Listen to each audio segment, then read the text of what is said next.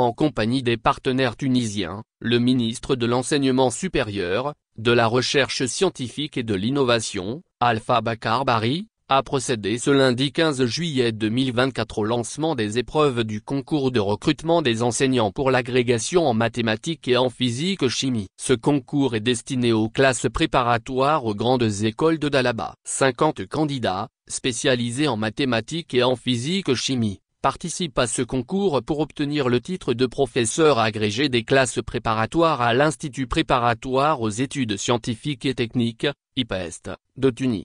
Dans son discours de circonstance, le ministre Alpha Bakar a précisé les objectifs de ce concours en ces termes. Cette phase préparatoire vise à recruter des Guinéens qui seront formés pendant les 3 prochaines années à se préparer à l'agrégation en mathématiques et en physique-chimie à Tunis. Cela nous permettra de disposer de professeurs guinéens qualifiés pour ces classes. Il s'agit également d'améliorer la qualité de l'enseignement secondaire et supérieur dans ces matières. Le concours a pour principal objectif de former des enseignants capables de dispenser les programmes des classes préparatoires aux grandes écoles.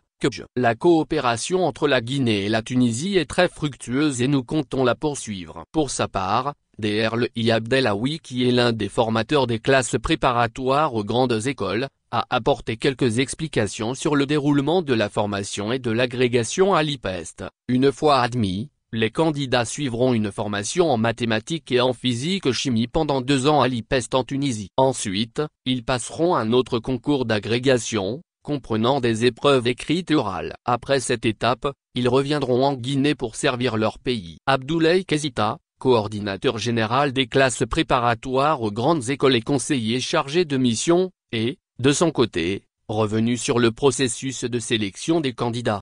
Ils ont tous postulé librement. Nous avons étudié les candidatures, validé leurs diplômes, certifications, expérience et expertise, ainsi que le profil de leur formation de licence ou de master. C'est à l'issue de cette sélection que les candidats ont été retenus. Ils sont au total 50, mais nous n'avons besoin que de 10 enseignants, 5 en mathématiques et 5 en physique-chimie. Actuellement, les cours à Dallaba sont dispensés par des Tunisiens et des Français. Pour pérenniser ce projet de classe préparatoire et assurer la disponibilité de la ressource humaine, le gouvernement a pris cette initiative, a-t-il déclaré.